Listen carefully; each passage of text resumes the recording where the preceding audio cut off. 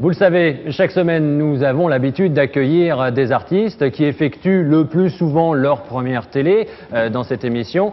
Eh bien, celui que nous accueillons aujourd'hui est un chanteur qui n'est pas un débutant, qui est loin d'être un débutant. José, bonjour. Bonjour, ça va Christophe? Comment allez-vous? Oh, mais moi ça va très très bien. Dites donc, ça fait au moins 4 ans que vous n'êtes pas venu nous voir ici en Normandie. En tous les cas, ici à France 3 Normandie. Ça fait 4 ans, on avait fait une télévision au Grand Quevilly avec C. Jérôme, avec quels étaient, enfin peu importe. Plein de monde. Plein de monde. Et vous?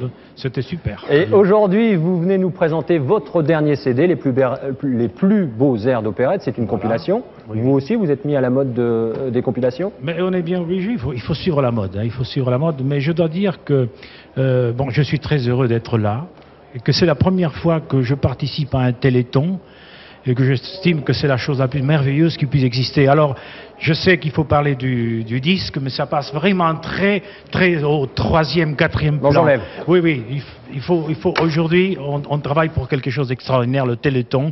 Et pour la première fois, une télé m'a donné l'occasion de pouvoir apporter mon petit grain de sable à l'édifice très difficile à construire de la défense de ces gamins qui vraiment méritent tout.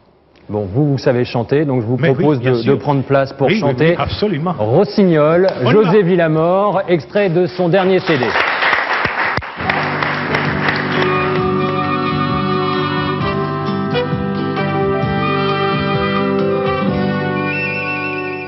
Il était une fois une fille de roi, au cœur plein de tristesse, enfermée nuit et jour au sommet d'une tour, elle pleurait toujours.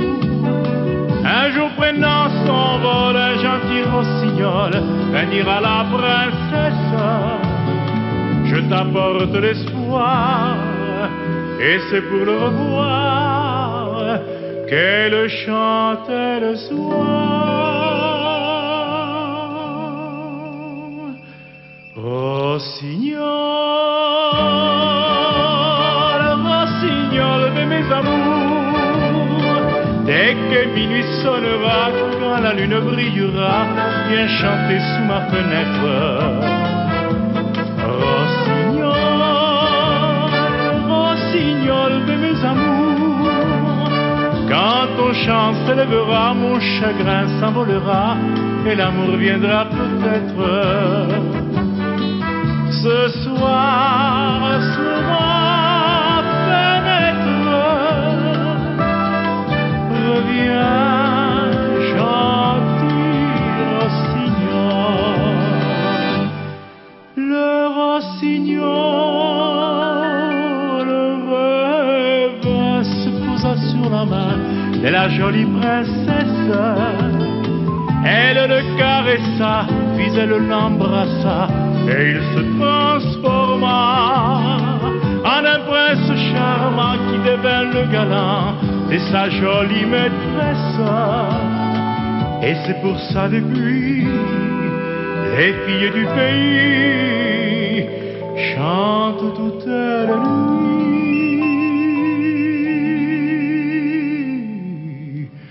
Rossignol, rossignol de mes amours, dès que minuit sonnera, quand la lune brillera, viens chanter sous ma fenêtre. Rossignol, rossignol de mes amours, quand ton chant s'élèvera, mon chagrin s'envolera, et l'amour viendra peut-être.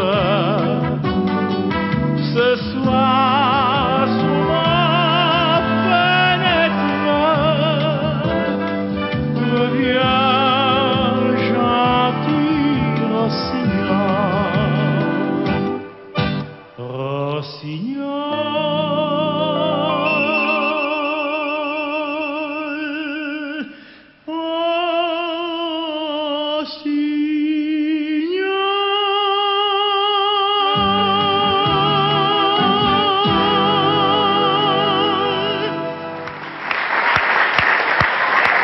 Rossignol, José Villamor en direct de l'hôtel de ville, de la salle des mariages de l'hôtel de ville de Rouen.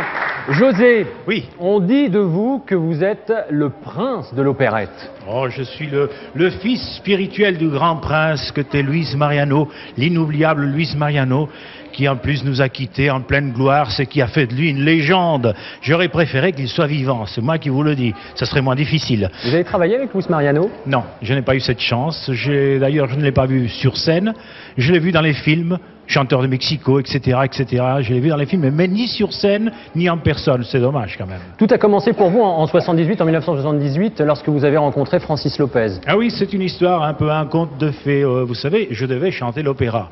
Et puis à 18 ans, j'ai vu que vraiment c'était très très difficile. Et j'ai décidé, au lieu d'être Figaro, de le devenir. J'étais fils et petit-fils de coiffeur. Alors je suis monté à Paris. J'avais un tonton qui avait un gros salon de coiffure là-bas. Et bien, je me suis fait coiffeur. Et puis, en tant que coiffeur, j'ai fait des concours de coiffure. J'ai gagné plusieurs... Et moi, je suis aussi champion d'Europe, mon ami. Et alors, un deuxième champion d'Europe après Alain Blondel. Un champion de coiffure, hein, pas d'athlétisme. Mais, et alors... comme j'étais champion, une maison de produits très connue, que nous n'aimerons pas, m'a pris dans son équipe pour être l'ambassadeur de la mode française dans le monde entier. Donc, si vous voulez, j'ai fait mon métier aussi comme homme de scène. Et un jour, à Monte-Carlo, je me rappelle très bien, en 78, il y a la Princesse Grace, il y avait la Bégomme, il y avait un parterre magnifique, il y a un problème dans le déroulement de la soirée, il a fallu que je prenne ma guitare et comme ça, que je fasse deux chansons. Angela Lopez et Francis étaient dans la salle et ils m'ont proposé mon premier rôle en 79, c'est-à-dire La Perle des Antilles, une opérette à grand spectacle qui a eu énormément de succès. Il a été même télévisé en 1980 par... Je le disais tout à l'heure, vous n'en êtes pas à votre première télé. Non, non, je ne suis pas à ma première télé, mais je suis à mon premier téléthon et j'espère que ce ne sera pas le dernier. José, vous allez entamer une tournée? Non, vous êtes, je crois, au théâtre. Au théâtre Hébertot, à partir du 5 janvier jusqu'au 10 février, dans un spectacle qui s'appelle « Il était une fois l'opérette », 100 années d'opérette. Vous savez que les gens d'opérette, il y a 13 millions de Français qui aiment l'opérette. Et ce sont des gens qui sont un petit peu oubliés parce qu'il n'y a plus d'opérette à la télévision. Dans les théâtres, il y en a de moins en moins, sauf chez nous. Absolument. Oui. Donc, eh bien, en consolation pour tous ces gens-là, eh bien, je vais rester pendant un mois à Paris. Ça va être formidable. José, merci beaucoup d'être venu nous voir ici à Rouen. Tout le plaisir est pour moi. Au revoir. Au revoir.